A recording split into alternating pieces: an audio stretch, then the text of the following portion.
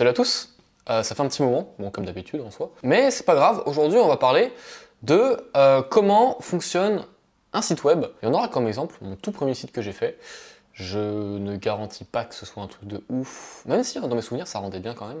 Mais voilà, je vais tout vous expliquer. On va se focus sur la partie front-end, c'est-à-dire la partie interface, pas la partie back-end parce que tout simplement il n'y en avait pas, c'était que du front-end, donc c'est parfait. Attention, je vais vous expliquer comment fonctionne un site web, pas comment il charge. Enfin, il y a une nuance, c'est-à-dire on va voir le côté code et comment en gros on crée des sites, pas la façon dont il arrive sur notre ordinateur. Je ne veux pas vous embrouiller, mais il y a une différence et on parlera de ça dans une autre vidéo. C'est parti du coup, on commence tout de suite. Tout d'abord du coup, il y a trois choses dans un site.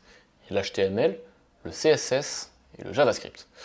Il n'y aura jamais rien d'autre. Il n'y aura pas du Python à la place du JavaScript ou du PHP à la place du JavaScript, tout ce que vous voulez, parce que JavaScript est le seul langage supporté par les navigateurs. Donc il y aura toujours ça, pour toujours je pense, donc voilà, ça perdra jamais vraiment en popularité. Maintenant on va voir du code et je vais essayer de vous expliquer tout cela. Donc on se retrouve sur mon écran là, et là du coup on va voir l'interface du code, donc j'utilise VS Code, c'est un éditeur de texte. On se verra plus tard ce que c'est. En gros, c'est quelque chose qui vous permet, comme Word, etc., mais pour du code, tout simplement. Et même vous pouvez en soi utiliser un éditeur de texte pour vos PDF, pour vos documents Word, etc., même si c'est pas super utile. Et du coup, là, c'est le répertoire de fichiers, de tous les fichiers qu'utilisait mon projet. Donc, on va cliquer dessus. Je crois même, voilà, donc c'était ça, ce site-là, Aloha. Et je ne l'ai jamais essayé sur un écran 15 pouces comme je l'ai actuellement. Donc ça va, ça va. Wow, c'est pas très fluide ça. Ouais bon, vous voyez, c'est même pas adapté la bannière là, à tout l'écran, mais je me rappelle qu'il était responsive, c'est-à-dire qu'il marche sur mobile. Enfin, c'est aussi adapté pour du mobile. Ouais, ça marche plutôt bien, c'est parfait. Enfin voilà. Du coup, là c'est le site, tout simplement.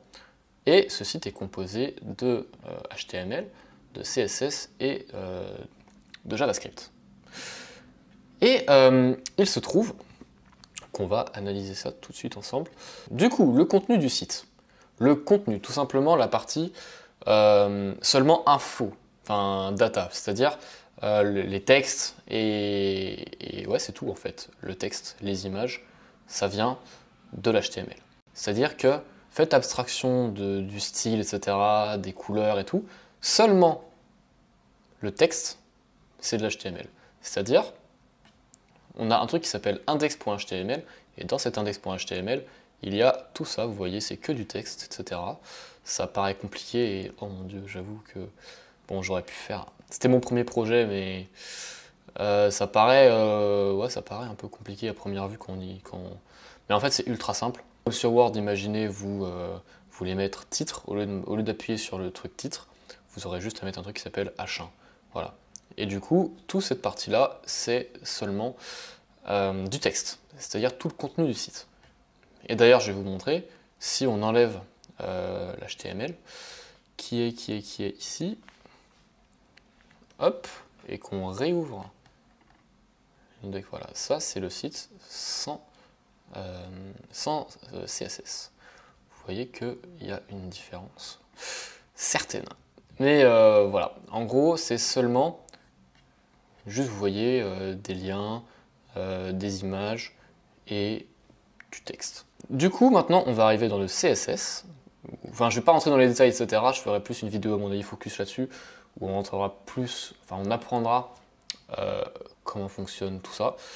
Mais du coup, là, je vous montre plutôt juste à quoi ça ressemble. En gros. Après, du coup, on va aller dans le CSS qui se trouve ici. Ah mince, bon, j'ai utilisé du SAS. Bon, c'est pas grave. C'est du CSS, en gros... Attendez, j'essaye, voilà. Ouais, c'est un gros fichier. Wow. Attendez, il fait combien de lignes? Oh mon dieu. Ouais, 700 lignes. Bon, c'est... Bon, ouais, c'est pas grave. Gros fichier. En gros, vous voyez... L'HTML a quelque chose qu'on appelle des classes ou des ID. Donc on va regarder par exemple. Du coup on va aller sur, par exemple, pour vous montrer, ce truc, du coup, qui s'appelle item A comme classe. Et il se trouve que item A, c'est quelque chose qui contient une image, c'est-à-dire img égale image tout simplement, qui est le logo. Et en gros, on va aller, enfin je vais choisir du coup le nom que j'ai appelé item A, je sais pas pourquoi je l'ai appelé comme ça, mais c'est pas grave. Et du coup, en gros, c'est cette partie-là, c'est juste le logo, tout simplement. Et dedans, j'ai mis une image. Et en gros, dans le CSS, je vais juste marquer .itemA. C'est comme ça, en fait, pour styliser, pour mettre du style sur une classe, il suffit qu'on mette un point avant. C'est-à-dire, on met point le nom de la classe, et ensuite, ça mettra tout ce qu'on marque là. Ça mettra tout ce qu'on marque là. Ça mettra le style sur la classe. Si ça fait sens un peu.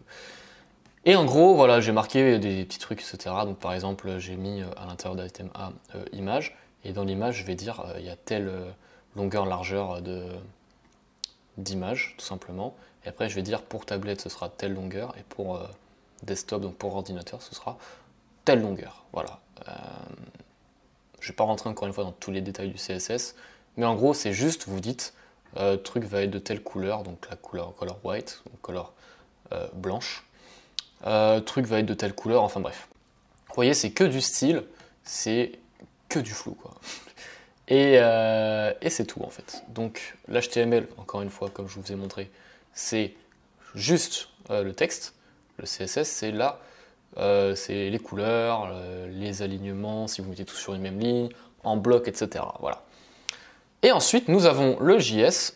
Bon, il n'y en a pas beaucoup d'implémentés, mais ce qui est implémenté en JavaScript sur ce site, c'est ce truc qui, quand j'appuie sur les flèches, ça va faire défiler les habits. Et quand on appuie sur Add to Cart, en haut, vous voyez, il y a un petit compteur avec un truc qui va ajouter, tu vois, le chiffre d'article que tu as. Ça va pas plus loin, il n'y a pas de boutique en vrai, etc. C'est tout. C'est une fonctionnalité panier en soi, un peu primaire. Et là, on va faire comme si c'était genre la bannière recouvrait toute la largeur, mais c'est pas grave. On a aussi ce truc, donc on peut taper tout ce que tu veux. Et quand tu appuies sur Subscribe, il y a une validation. Et ensuite, du coup, si je tape l'email, quand je vais cliquer sur Subscribe, ça va marquer, ça va sortir un pop-up qui va dire Thank you for subscribing, qui veut dire merci de vous être abonné. Bon, même si en soi tu t'es abonné à rien vu que ça n'existe pas, le service derrière. Mais en gros, c'est du JavaScript et on va voir ça tout de suite. C'est la partie JavaScript du coup plus programmation du site, celle où tu vas pouvoir créer des fonctions, des fonctionnalités, etc. Donc c'est là-dedans, dans ce magnifique script.js. Bon, et du coup, ça remonte il y a 2 ans. C'est dingue. Du coup, on est sur le document JavaScript. C'est en jQuery. On viendra. Enfin, c'est une librairie de JavaScript. On reviendra plus tard sur ce que c'est dans une autre vidéo parce que je ne veux pas compliquer le truc. Mais en gros, tout ça c'est du JavaScript. Et vous voyez encore une fois, quand on parlait de classe tout à l'heure, et ça va être pareil ici. Je vais mettre .up. Donc je vais sélectionner une classe et je vais dire quand tu cliques sur cette classe, donc sur l'élément HTML associé à cette classe. Donc imaginez tu cliques sur p-add, donc dans l'HTML c'est p-add, c'est ce truc là. Quand tu cliques du coup sur Add to Card, donc c'est-à-dire sur ce petit bouton là, ça va faire quoi du coup? Ça va tout simplement ajouter à l'élément là-haut en rouge, ça va ajouter juste plus 1. Et en soi, c'est tout. Bon, c'est pas le... Quand je revois ça, c'est bizarre parce que c'est vraiment pas c'est pas le meilleur des codes et tout. Et en plus, c'est vachement vieux, là. Ça... Regardez, 2 ans. Ça fait longtemps. Enfin bref, mais du coup, c'est comme ça que ça marche. Ça, c'est la partie JavaScript qui est juste fonctionnalité, où vous allez ajouter des fonctions à votre site. Voilà, donc c'est comme ça que fonctionnait mon premier site. Ça a été très dur au début, j'étais assez fier de lui parce que ça a été beaucoup de travail pour tout comprendre au début, donc tout ce qui est HTML, CSS, coder un truc qui marche sur mobile, sur tablette et sur ordinateur. Et ça a été très dur au début, juste pour tout, pour l'HTML, pour le CSS, pour le JavaScript. Je comprenais rien du tout au début, maintenant c'est différent. Mais je vais essayer avec cette chaîne de vous faire comprendre tout ça, de vous faire devenir des gros boss. Et voilà en fait. Donc j'espère que c'était assez clair ce que j'ai fait. Si vous avez des questions dans les commentaires, n'hésitez pas. N'hésitez pas à vous abonner aussi. Du coup, je vais essayer de vraiment accélérer le rythme des vidéos parce qu'en ce moment, je peux en faire, donc c'est cool. Et du coup, nous on se voit dans la prochaine vidéo. À bientôt. Salut!